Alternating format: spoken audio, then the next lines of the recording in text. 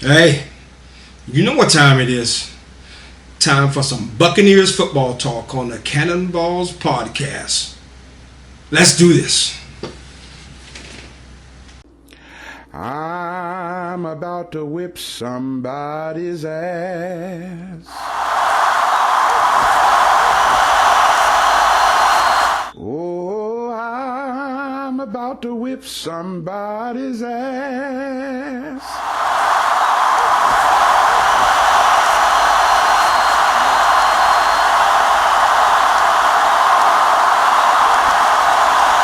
Oh, if you don't leave me alone, you're gonna have to send me home.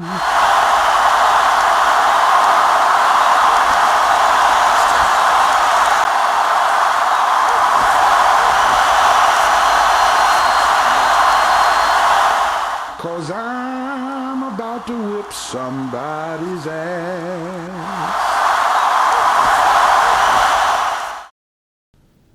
The 2019 season ushers in a new beginning for the Tampa Bay Buccaneers with the signing of the former two-time Associated Press NFL Coach of the Year, Bruce Arians. With Bruce Arians comes the young and gifted play caller Byron Leftwich, who together are trying to get the Bucks to a return of the high-flying offense that Bucks fans have seen in spurts over the last several years, even if it has been a bit inconsistent. I've said for years that this Buccaneers team has talent, perhaps the best or certainly one of the best group of pass catchers in the NFL. They're young, hungry, and eager to succeed. They needed leadership, and I think that the Bucks found that in Bruce Arians. There seems to be two worlds in Tampa when it comes to the much discussed signal caller Jameis Winston. If you listen to many in the press and the vocal minority on social media, Winston has not done anything right since coming into the NFL. But what's the real story? Here's a look at Winston's statistical records according to Wikipedia. His NFL records. Most touchdowns before the age of 24 in NFL history. The only rookie in NFL history to throw for 5 touchdowns in one game without an interception. The only quarterback in NFL history to start a career with back-to-back 4,000-yard seasons. The second most passing yards in NFL history in the first 2 seasons. The youngest NFL player to pass for 3,000 yards and the youngest to pass for 4,000 yards. The second youngest to pass for 10,000 yards. Youngest NFL quarterback to pass for 40 touchdowns. The most touchdown pass before the age of 24. 69. How does Winston stack up, though, against the previous Buccaneers quarterbacks for team records? Most passing touchdowns by a rookie, 22. Most passing yards by a rookie, 4,042. The most rushing touchdowns by a rookie quarterback in a season, 6. The most rushing touchdowns by any Buccaneers quarterback in a season, 6. The highest single season completion percentage by a rookie, minimum of 16 games, 58.3. The most passing touchdowns in a season, 28. The most passing yards in a season, 4,090. The most games of 3,000 yards passing in a single season with 6, and also the most games of 3,000 yards passing in his career at 14. Most total and consecutive seasons of 3,000 yards, 3. And that ties with Brad Johnson and Josh Freeman. The most consecutive seasons of 4,000 yards passing, 2. And the most seasons of 4,000 yards passing, which ties in also 2. The most passing touchdowns in a career, 88. and the most completions in a career, 1,183. Winston's second best at another thing, though. He has the second most career passing yards at 14,628. He's second only to Vinny Testaverde, who has 14,820. Needless to say, God willing, that record will fall on 8 September, the first game of the 2019 season. Winston's greatest challenge has been protecting the ball. Winston's 58 interceptions combined with his 38 fumbles, 22 of them for a loss, were problematic.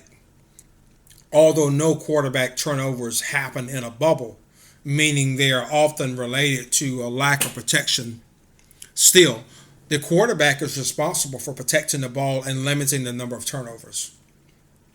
One day I will explore all of those factors, but today let's just leave it with the two core principles. Winston needs to be more deliberate with his pass selection, and the team needs to protect him better.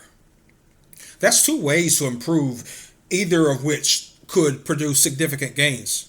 When combined, they raise the ceiling for what Winston, and as a consequence, this Buccaneer offense can do significantly. That is how I will approach this look at the new Buccaneers offense. From a peek back at the prior scheme, the challenges it presented, and the inherent advantages or disadvantages of the new Bruce Arians scheme. What many Buccaneers fans may not know is that although the coaches are changing, the way the offense will execute will change as a result. But both Dirk Carter and Bruce Arians' offensive schemes are based on the same offense. It's in its present form, its innovator was a coach named Don Coryell. According to Tom Barnidge, writer for the NFL Hall of Fame, for 14 NFL seasons, 5 of them at the helm of the St. Louis Cardinals and 9 with the San Diego Chargers, head coach Don Coryell struck terror in the minds of opposing defenses with a new and innovative way of attacking opposing teams with an offensive scheme designed to, quote, lay waste on any defense in its path. According to the NFL Hall of Fame, his singular goal was to move the ball, his vehicle of choice, the forward pass. Alex Sinclair of the SB Nation featured a piece called Summer School, the Air Coryell Offense. This piece chronicled the story of Don Coryell, who was the head coach of the San Diego Chargers from 1978 to 1986. According to Alex Sinclair, in those 9 years, Don Coryell's offense led all NFL offenses in passing yards from 1979 to 1983. The then gaudy numbers produced by this new style of offense, attacking downfield in a relentless aerial attack, earned the style a nickname, Air Coryell. For the NFL Hall of Fame, once again, Tom Barnidge wrote, a lot of teams had thrown the ball before. In his interview with John Jefferson, a glue-fingered wide receiver for the San Diego Chargers from 1978 to 1980. But not the way Coryell designed this offense. We utilized the entire field and every weapon we had, from fullback to tailback to flanker to wideout to tight end. We didn't feature one player. Coryell's system was designed to go to the open man. He diagrammed plays that would get every receiver into the game. Unquote. NFL Hall of Fame quarterback Dan Fouts was under center for Don Coryell's system for the Chargers. He went on to win the 1982 MVP award, 6 Pro Bowls, and 4 All Pros. He may be considered arguably the greatest Charger player of all time.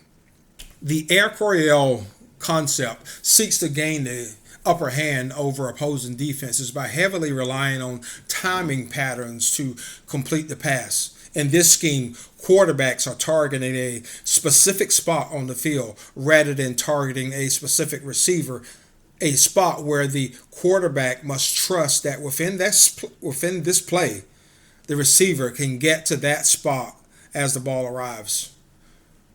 One of the reasons Winston was chosen by the Buccaneers was because of his demonstrated ability to throw with anticipation, and because of the Carter's Air Coryell scheme reliance on anticipation in the passing game.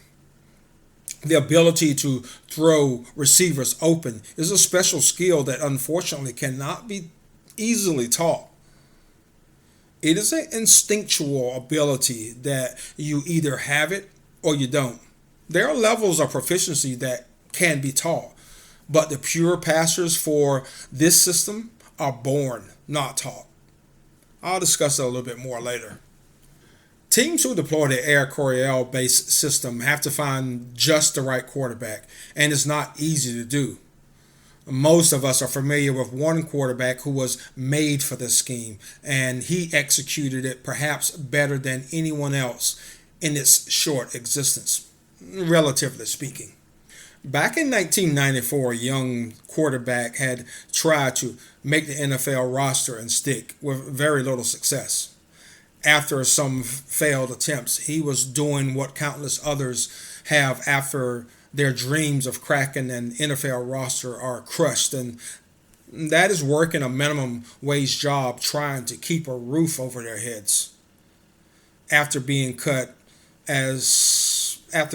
from the Green Bay Packers roster, losing his job as the fourth string quarterback, a then not so young Kurt Warner was working on a job bagging groceries for just $5.50 an hour back in 1994. It looked hopeless for the struggling signal caller, but sometimes all you need is the right opportunity. The 1999 St. Louis Rams used this technique to great effect in their Super Bowl run under the offensive coordinator Mike Martz. At the time, Kurt Warner was a relative unknown, but his ability to read a defense and to throw with anticipation was the catalyst for the Rams to raise the bar in terms of offensive production. Warner's ability took the scheme to new heights, catapulting Warner from a minimum wage worker to NFL League MVP in 1999 and 2001, as well as Super Bowl winner and NFL MVP, and his signal caller for the fame, the greatest show on turf. Mike Martz's football lineage is easily traced back to the same coaching tree as Don Coryell, and that is none other than the NFL innovator Sid Gillman, with Mike Martz as a descendant of the Dick Vermeil coaching tree, who shared the same era as Don Coryell under Sid Gillman. Sid Gillman is credited as the original innovator of the stretch offense in a time in the NFL where most teams relied heavily on the running game and short passes for success. Don Coryell, Dick Vermeil, and others continued to tailor that scheme into the vertical offensive style that we see today.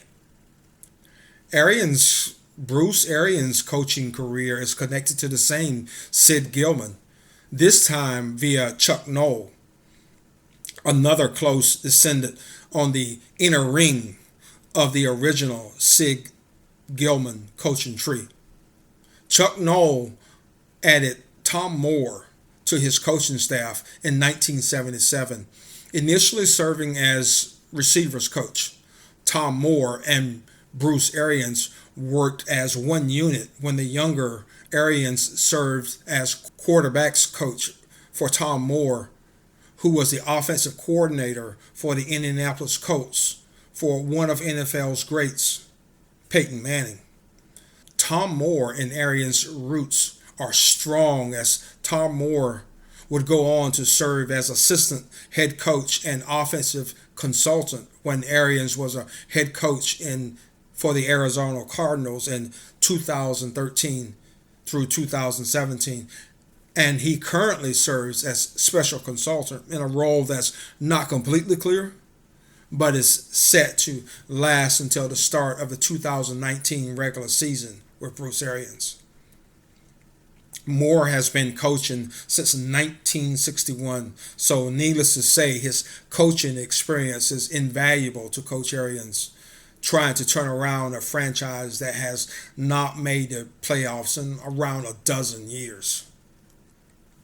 Based on the differences in just the Carter and Arians scheme, I'd guess that Arians' version of the Don Coryell scheme is another variation of the original with similar concepts, but improvements to beat the faster and more athletic modern era defensive schemes and players.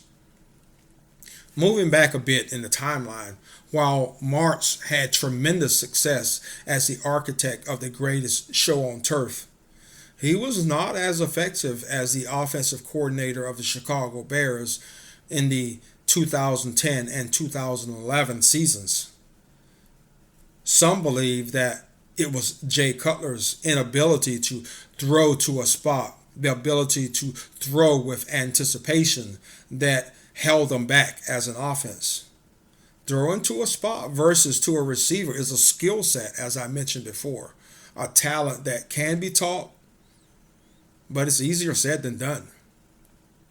The big difference between Dirk Carter's Air Coryell offense and Bruce Arians' version is that Carter relied almost exclusively on the skills of his receivers to get open, although in his first season when serving as offensive coordinator, Carter did utilize the basis of the Air Coryell scheme, the play action pass, to help to get receivers open. Problem was, after taking over as coach, Carter never had a running game that merited any level of attention, let alone to be viewed as a threat. The deep shots off of the play action pass simply don't work unless the defense fears the running game drawing the protections into the box. Yet the differences in the way the two schemes are executed are bigger than just play action passes. It is the nuances of what Bruce Arians has added to the Air Coryell concept over the years that makes this system still relevant as a high-powered downfield attacking machine, even in a new era in this passing league. Arians uses the most basic force multiplier in football, the mismatch, to put his players in a position to win against their defender. A lot has been made about the loss of Deshaun Jackson and Adam Humphries for the Buccaneers and what their loss will do to the Bucs offense. That discussion, however, is rooted in a lack of understanding of how BA uses his receiving weapons. Arians' scheme is about finding the best player fit, and neither of these players were good for the Bucs offense under Arians, although for completely different reasons. In the case of Jackson, it was a simple case of connection, the well-known lack of connection between Jameis Winston and Deshaun Jackson. When we examine the actual game stats, the results are mind-numbing. In 2018, of receivers with over 5 targets, Deshaun Jackson had the lowest completion percentage of all Buccaneers receivers at 58.6. In fact, in Week 12, Winston completed 33.3% of his passes to Jackson, while his combined completion percentage for all other receivers was 86.6%. But how did this translate over the season for Winston? Winston completed 64.6% of his passes in 2018, ranking him 21st in the NFL among starters. Winston to Jackson's in game that Winston started was 43.9.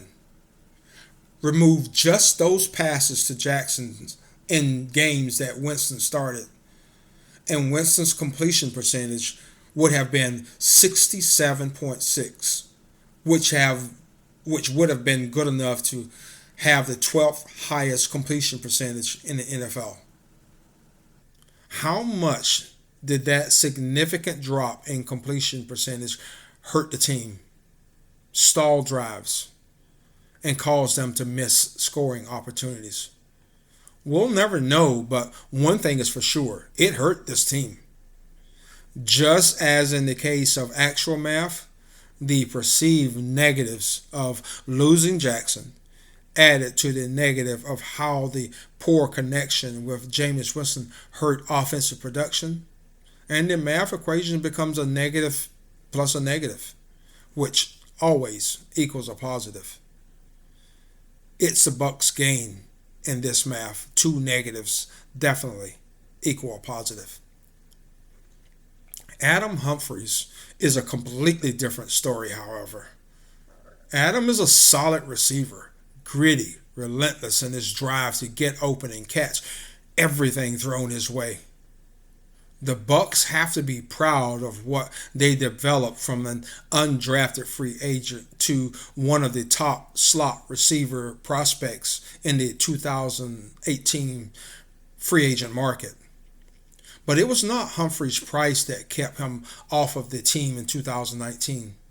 If the Bucs wanted him, he would be a Buck. The simple fact is, Humphries is a traditional slot receiver, and a damn good one at that. But he simply would not have had much of a role in the Bruce Arians offense. The slot receiver in the Bruce Arians offense is perhaps the most important position, apart from the quarterback, of course, in the entire Arians aerial attack.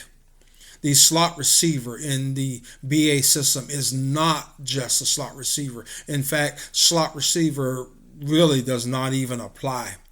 The slot is where the wide receiver trusted with this important position lines up much of the time. But that receiver is literally everywhere and anywhere, motioning, blocking, decoy, and attacking the deep seam. They're all among the many things that this slot receiver is asked to do when they're inside of the Bruce Arians Arial assault scheme. For the Arizona Cardinals, that player was Larry Fitzgerald. The move to that position remade Fitzgerald's career. For the Bucs, that player is Chris Godwin. Last week I discussed the deception around the defensive side of the ball. Well, the offensive scheme is similarly deceptive, just in a much smaller degree. BA makes use of the play-action pass just as everyone else who deploys the Air Coryell offensive scheme does, but Bruce utilizes lots of shifts, bunch formations, and players slotted outside of their traditional areas on the field to find mismatches. This is the very basis of the Bruce Arians scheme. He wants to force opposing teams to, for instance, put a linebacker on a player like Chris Godwin, a matchup that Winston and Brian Leftwich would take any day of the week and a bunch of times on Sunday. You're going to see Mike Evans in the slot with Godwin outside as well. O.J. Howard will also show up almost everywhere across the line of scrimmage with his speed and athleticism. Howard may see time in the Y, the X, and the Z position, as well as in the backfield for tight end screens. You're going to see a lot of movement from the running backs as well.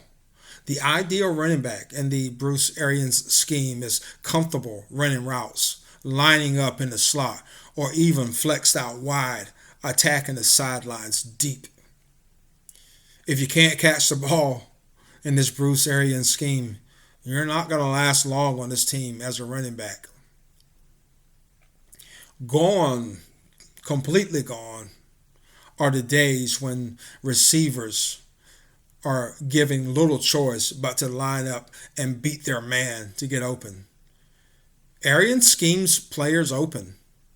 That fact, I'm sure, is music to the ears of receivers and a full-blown concert in Winston's ears, who has been throwing into tight windows for nearly every throw for his entire career. Think back to how many throws you've seen Winston throw to a wide open receiver. I can think of only a handful, and perhaps the hand is not even full. Those days are over. Let's dive into some Arizona Cardinals tape to take a look at some of these concepts.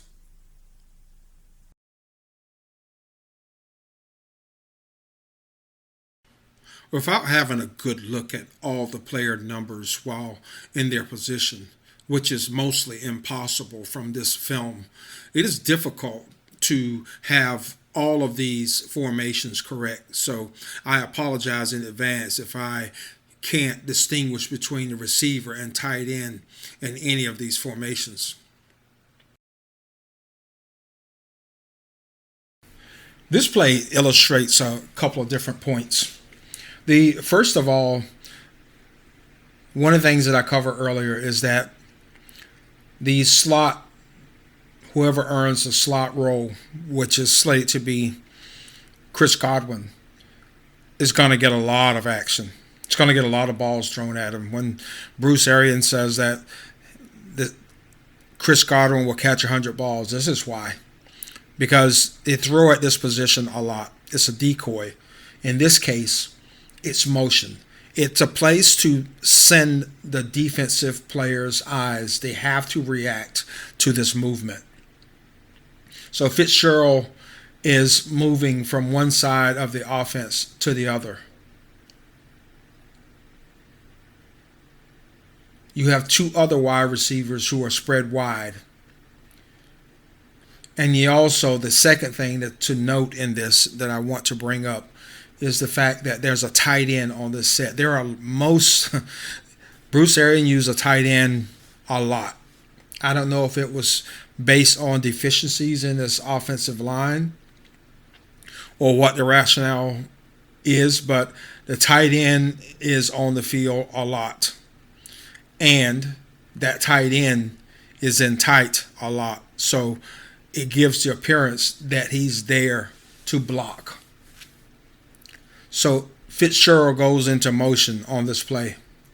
As soon as the ball is snapped, it's a quick pass to the outside to Fitzgerald. But the connection is just not there. That's the second thing that I wanted to note about this and that I have not covered as yet, is that Carson Palmer is not the most accurate quarterback.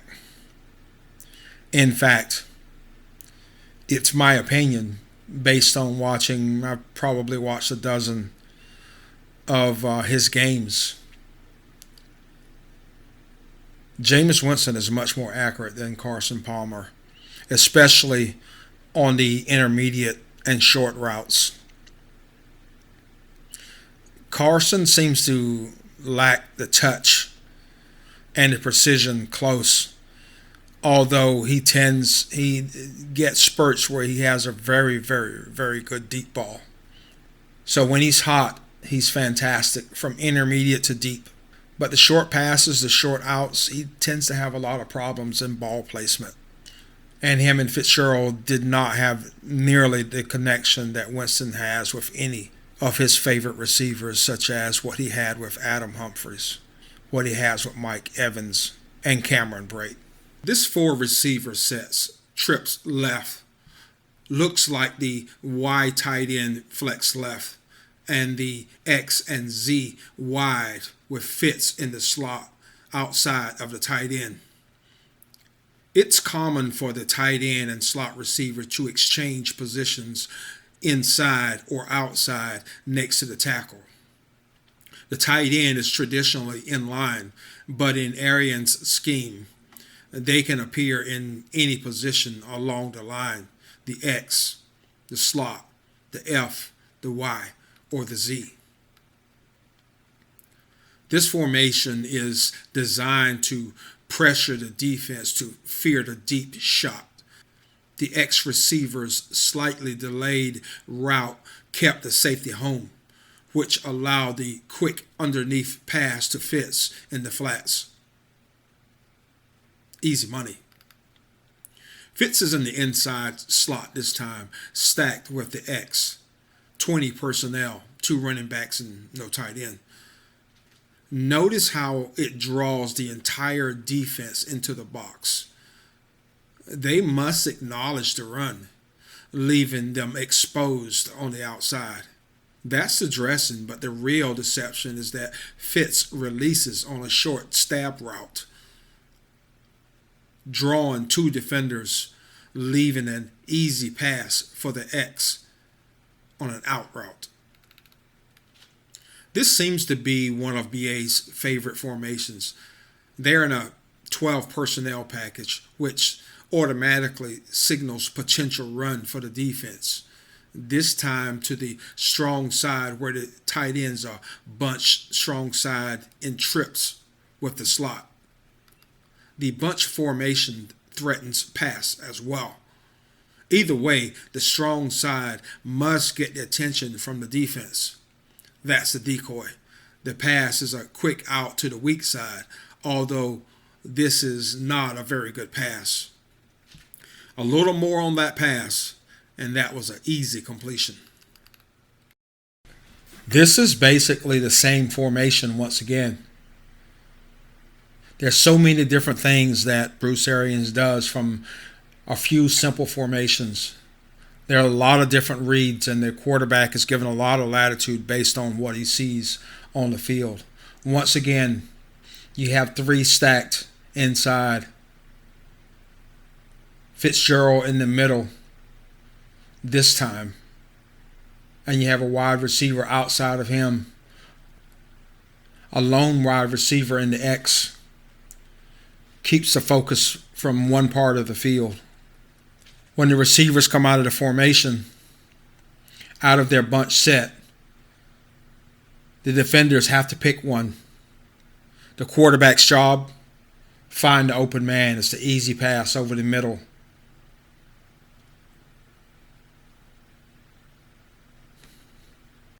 This is an aggressive passing formation.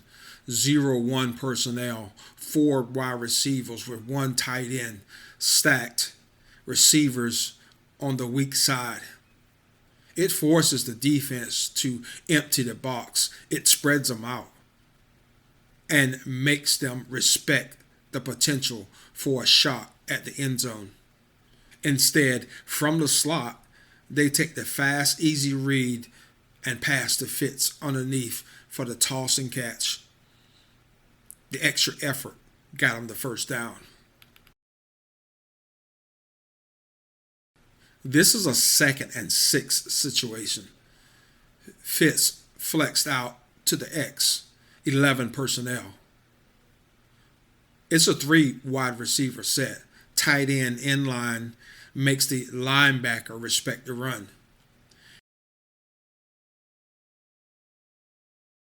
Instead, Palmer takes Fitz on the short in route.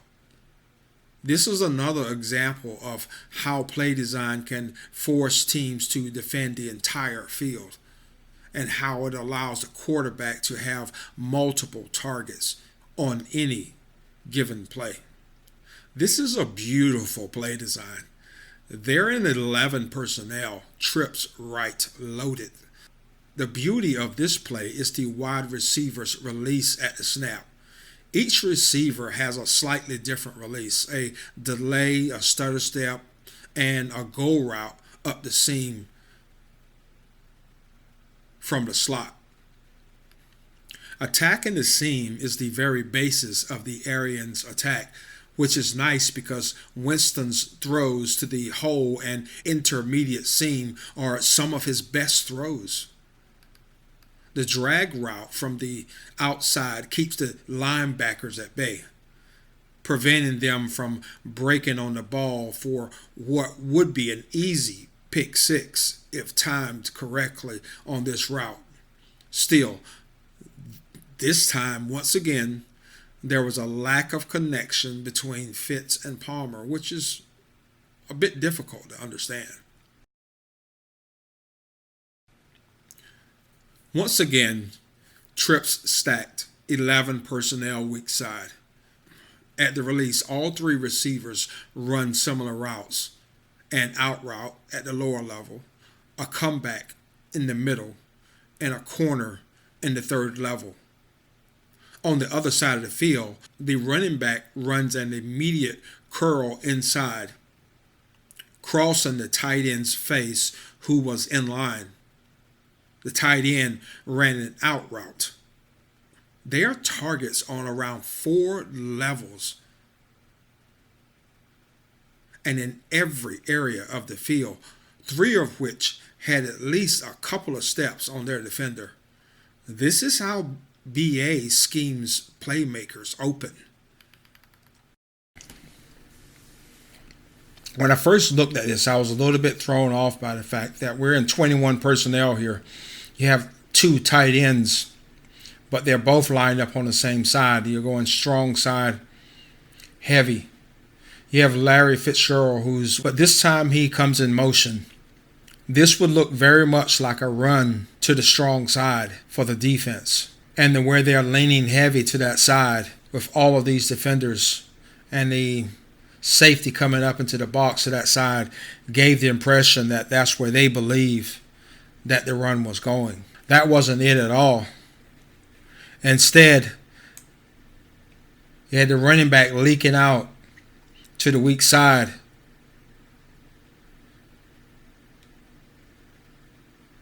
Attacking them downfield. Carson Palmer got into a little bit of problems with the pressure and had to release that a little bit earlier than he intended, even though he had very good strong side protection. They were able to get pressure on the quarterback, but that was an excellent read and an excellent throw by the quarterback. No risk it, no biscuit. Take them 5 wide. The tight end at the F position. Outside. Fitz in the slot.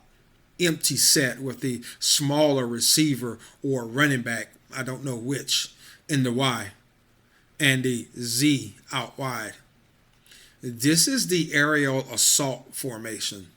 You know it's coming. Stop it if you can. For the hot, the tight end executes a curl, crossing Fitz, who's on a go route up the seam. The strong side outside receiver has a comeback route, but he slips and falls. There are 3 routes, 1 short, 1 intermediate, and 1 deep. The plan is to go deep. But even then, the quarterback has choices if the play breaks down.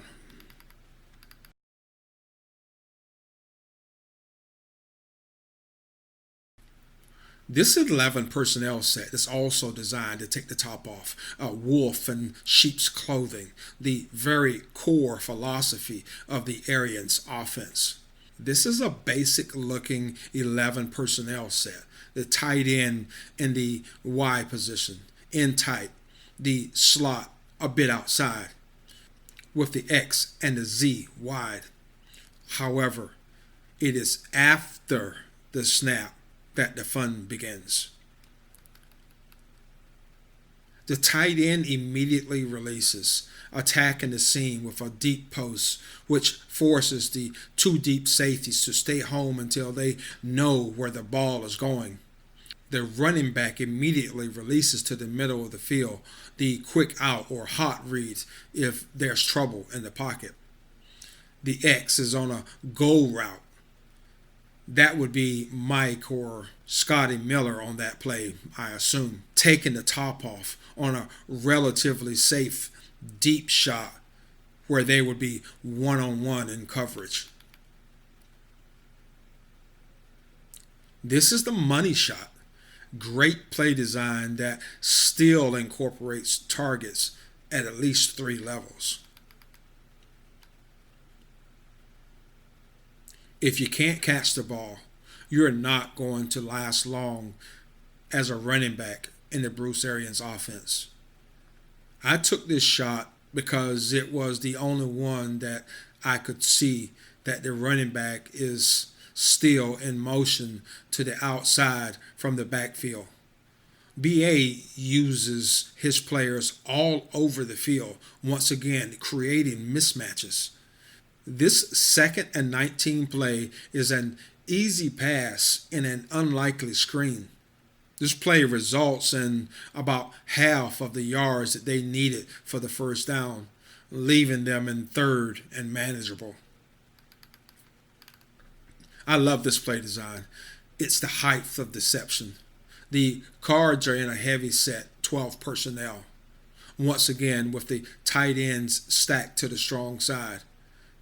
The next little nugget is dropped when Fitz, who is wide at the Z, motions inside, which would complete the certainty in the defender's mind that this is a run play. But that would be wrong. The running back immediately breaks outside for the nice slant as he is wide open in NFL terms. But here's the reason that he was so open on that play and what made this play so nice. Look at this hit at the line of scrimmage on the defender trying to break out to cover the running back. That's a thing of beauty.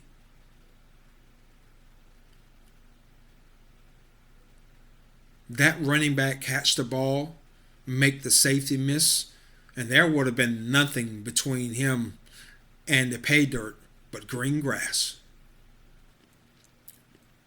The pass formation is not always a pass, and the run formation is not always a run.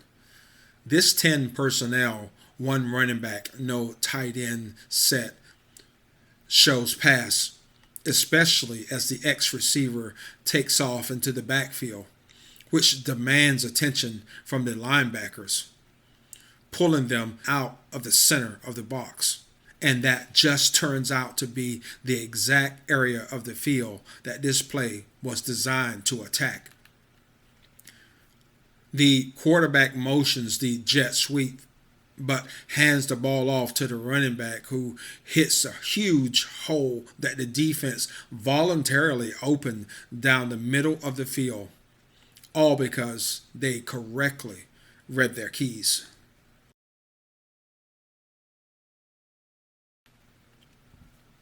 This is another great play design. Bruce loves his 4 wide receiver sets. Once again, 10 personnel, or at least by position it appears to be 10 personnel. With dual stacks of wide receivers closer inside on either side of center, Palmer has multi-layers of potential targets by design with the middle covered on both sides open to fade routes. But then the running back goes into motion, adding to the things that the defense must think about. The snap comes immediately, and it is the running back who executes a perfect corner route from behind the stacked receivers, creating a perfectly executed natural screen or rub route. And he was wide ass open. But Palmer chose the other side of the field, the side of a perfectly executed post route. There was very little a defense could do with this play design. It was going to be a touchdown on one side or the other.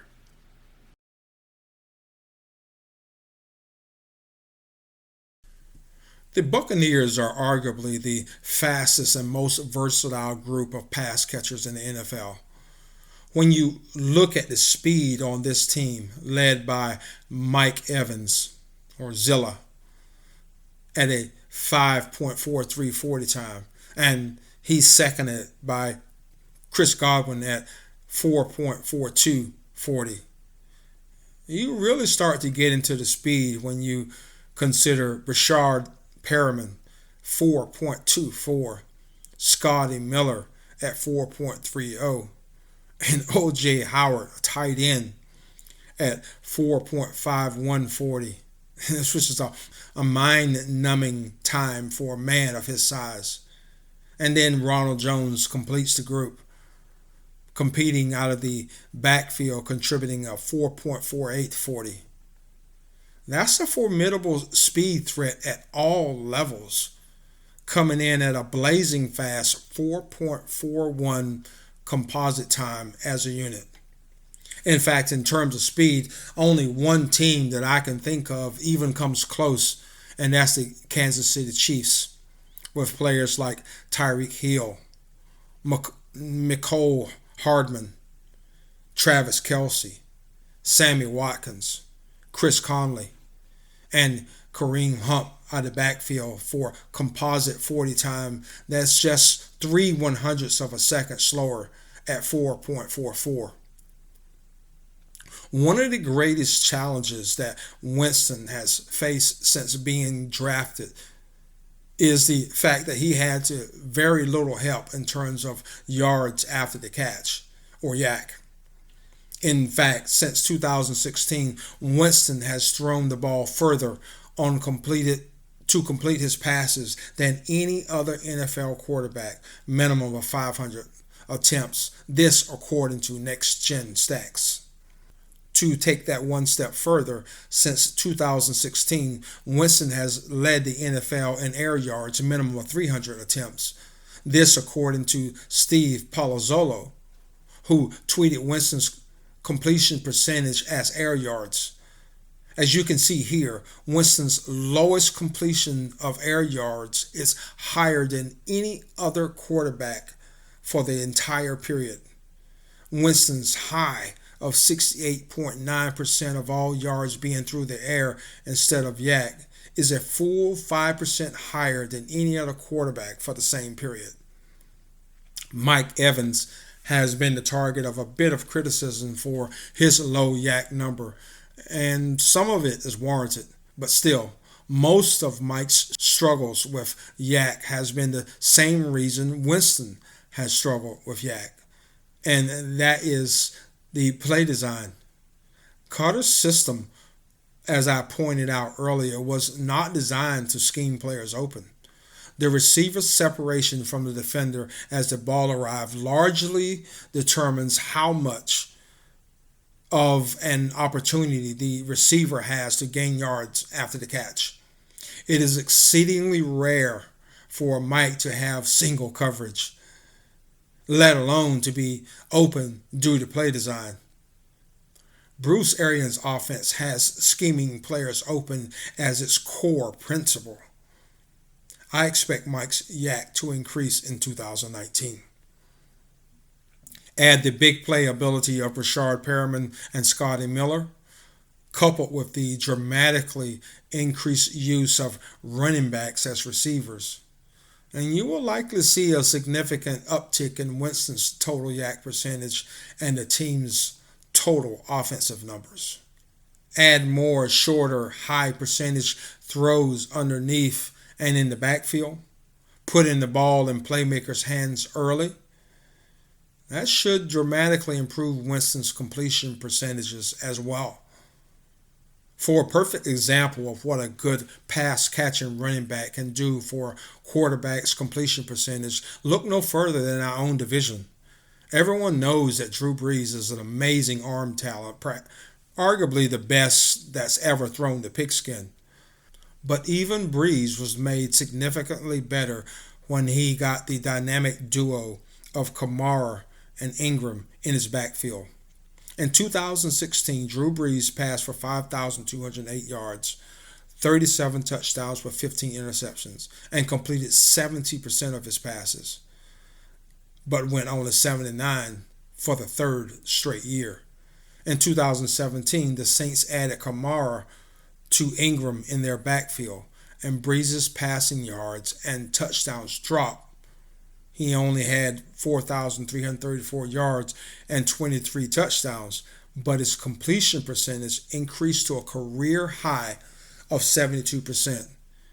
And Breeze went on to add to that completion percentage in 2018 with an NFL record 74.4% and the second straight division title championship. Sean Payton is a master at designing plays that gave Breeze the quick, short passes that got the ball into the hands of his playmakers, who did the rest. Put your playmakers in a position to make plays. This is the total focus of the Bruce Arians coach team, and it applies equally on both sides of the ball, as I discussed in detail last week when I covered the defense. Players love this because it gives them the ability to make plays. Making plays makes money. Making plays wins games. Combined, they are players' dream system, and that is why players love to play for Bruce Arians. There's a bit of pressure on the offense this season, however, even more so than the defense, because the previous defense was so horribly bad that it would be next to impossible to replicate that level of ineptitude without considerable effort to suck. For the offense, however, following up on the NFL's #1 passing offense and the 12th total offense will take some skill to maintain. I personally don't see a regression on the table. In fact, with a little luck, staying away from injuries at key position, this offense could be amazing. At the center of success of this team will be the success under center. And I think it will happen because Bruce Arians' scheme will ask Winston to take what the defense gives him, but does not forget to give Winston options to when plays break down, such as planned hot reads and late outlet receivers to get Winston out of trouble when the pocket breaks down. Those outlets were missing more than they were there under Carter, and Winston did what Winston has always done, try to make plays out of nothing. Unfortunately, it is impossible to make chicken salad out of chicken shit. Winston sometimes tried anyways. BA will give him options and teach him to throw the meal out and wait to go shopping on the next play. If you watch my video on the defense, you may recall that I perfectly called the early struggles that Winston would have against the Todd Bowles SEAL Team 34 defense. This is partially because of the wide range of ways that Bowles can attack you in that defense.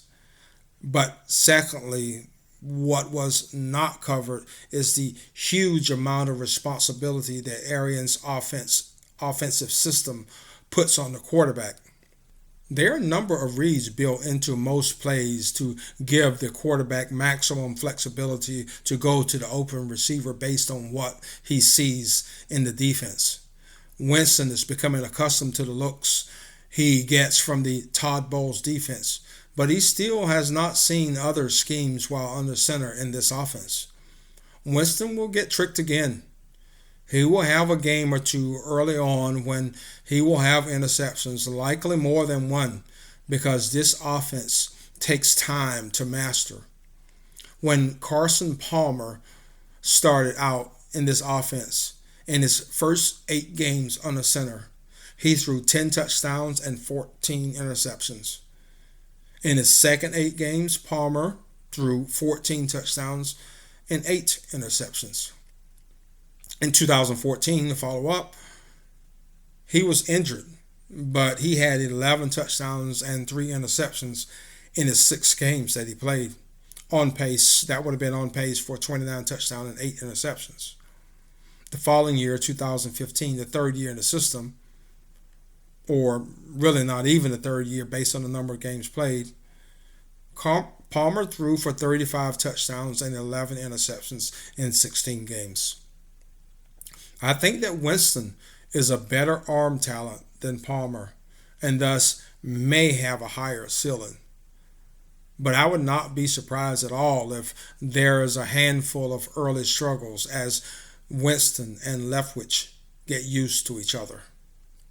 Finally, I see another explosive offense, this time aided by a defense that should both contribute with points of their own and provide the offense opportunities to score from short fields, something that has been missing for years. Jameis Winston is no stranger to scoring bunches of points, although that was in college where the level of competition is sometimes not even close to being equal. Winston scored 50 or more points 8 times in college. One of them a soul-crushing 80 points against the University of Idaho. But neither Bruce Arians, in all of his winning ways, nor the Bucs in their franchise history have ever scored over 48 points. Ironically, both sit at 48 points as their historical highs in points scored. Based on my view of the 2019 team, its roster, and coaching talent, I firmly believe that there is a very good possibility that their 48-point high could be shattered for both sides in 2019. This could be a fun ride, Buccaneers fan, and I can't wait for it to start. Go Bucs.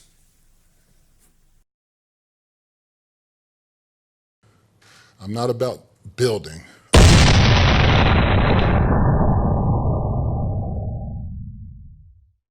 I'm about reloading.